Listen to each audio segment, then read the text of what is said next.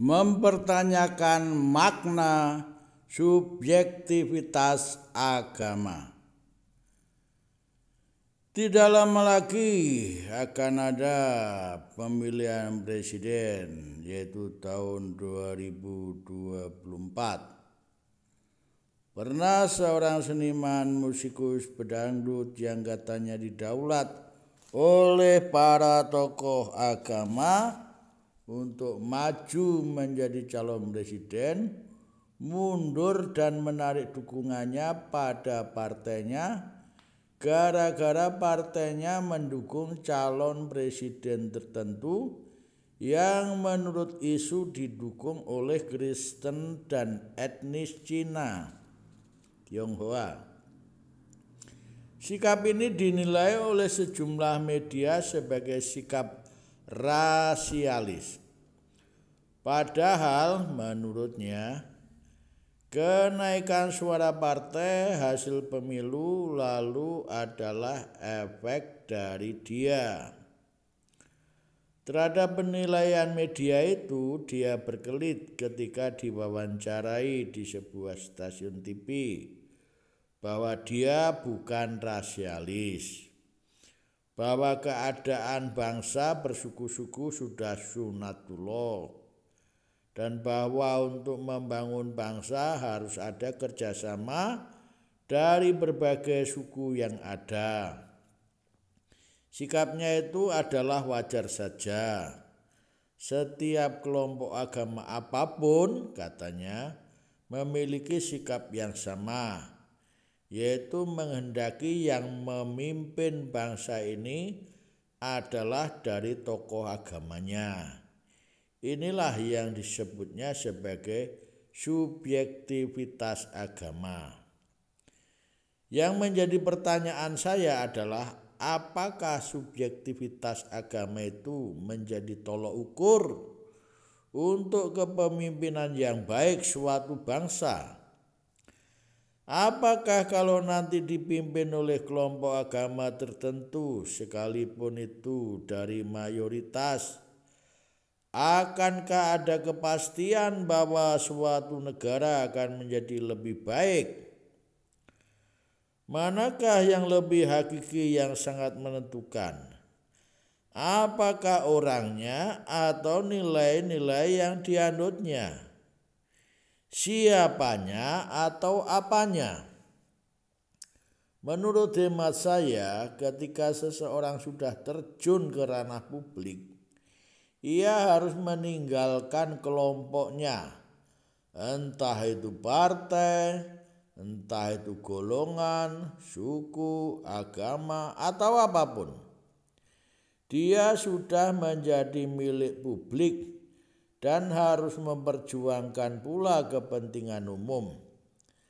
Seperti apa yang dikatakan oleh Basuki Cahayapurnama atau Ahok, dia berasal dari Partai Gerindra. Ketika menjadi wakil gubernur Jakarta, dia mengatakan, "Saya tidak lagi memperjuangkan kepentingan partai, tetapi kepentingan masyarakat Jakarta." Di samping itu, tidak ada jaminan bahwa mengurus kelompoknya sendiri dengan sendirinya akan beres. Contoh, beberapa waktu yang lalu heboh korupsi kitab suci. Apakah soal itu diurus oleh orang Kristen?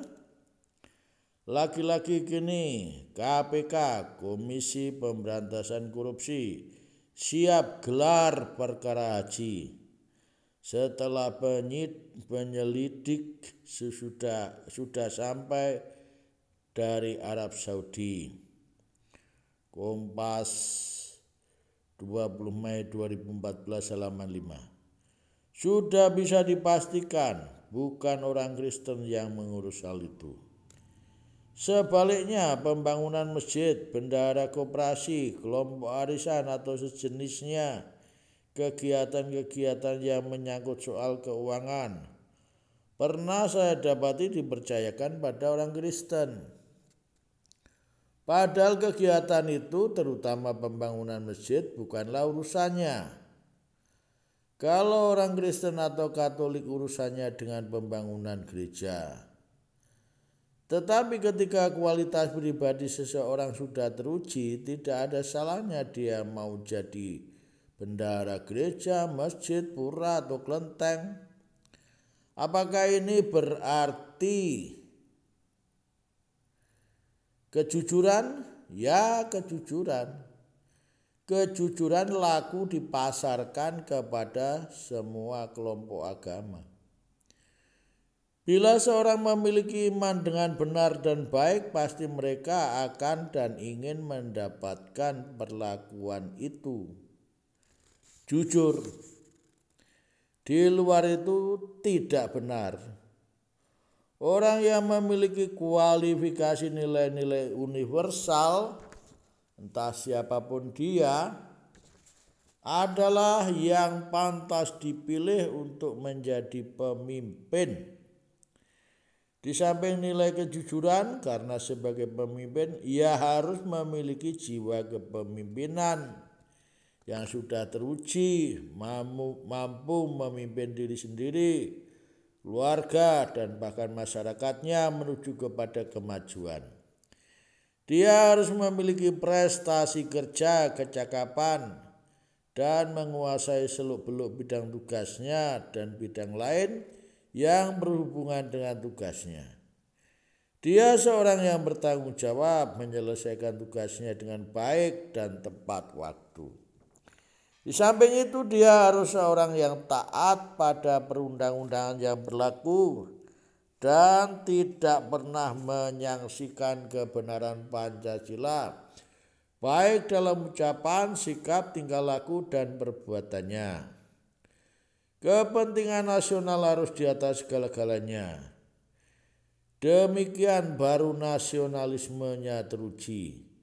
Jangan cuma dites lagu Garuda Pancasila saja, nggak ngerti.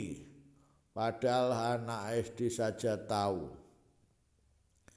Seorang pemimpin harus dengan tepat dan cepat dapat menyesuaikan pendapatnya dengan pendapat orang lain apabila yakin bahwa pendapat orang lain itu benar, dan tidak mudah tersinggung atau marah apabila dikritik, apalagi kritik itu bertujuan konstruktif atau membangun dan bukan sekedar mau mencela atau merusak, destruktif.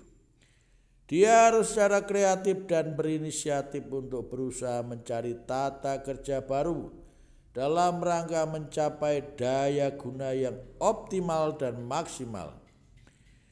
Dia bukan generasi penerus untuk hal-hal yang buruk dan jahat, tetapi generasi pencetus untuk hal-hal yang baik dan benar. Seorang yang tidak mudah puas dengan hasil kerja yang biasa-biasa saja, apalagi buruk. Rakyat berhak mengawal hasil kerjanya karena mereka yang memilih dan memberinya mandat atau kuasa. Mandat kekuasaan itu dikawal agar tidak terjerembab keluar dari koridor nilai-nilai universal seperti keadilan, kesejahteraan umum, demokrasi, hak asasi manusia, kesetaraan martabat, pengakuan terhadap pluralitas, dan sebagainya. Pendekatan tidak diskriminatif, sektarian, rasialis, fanatik, buta, egoisme kelompok atau golongan, dan pilih kasih. Seorang pemimpin yang dirindukan adalah yang sederhana, rendah hati, melayani, bersimpatik, dan empatik, peduli terutama yang lemah, yang bodoh, yang sakit dan menderita, yang miskin, tertindas, terpinggirkan, dan difabel. Dia adalah seorang yang dekat dengan rakyat, memahami penderitaannya dan keluhannya, dan bukan malah mengeluhkan gajinya yang tidak naik-naik. Seorang pemimpin yang dirindukan adalah yang mudah bergaul, tidak sombong namun juga berwibawa, sekaligus tidak mudah marah, pemaaf, dan bijaksana, dalam memutuskan sesuatu, mampu mendisiplinkan diri dan selalu ingin menyelaraskan kepemimpinannya dengan memperhatikan ilmu pengetahuan aktual dan situasi konteks sosialnya. Tentu saja masih banyak kualitas lain lagi yang bisa kita harapkan, seperti kesehatan yang prima, baik fisik maupun jiwa yang sehat, yang seimbang, yaitu fisik dan psikis. Mungkin semua itu terlalu ideal, tetapi idealisme itu harus dimiliki oleh seorang pemimpin yang baik. Semoga sosok yang mendekati demikian itu kita dapatkan dan dirasakan di masa depan, seusai pemilihan para wakil rakyat dan juga presiden pada waktunya, dan bukan pemimpin yang berkutat ada pada sikap subjektivitas agama, tetapi sebaliknya, yaitu yang harus ada semua itu adalah sikap objektivitas, yaitu bagi negara dan bangsa. Tuhan memberkati kita, amin.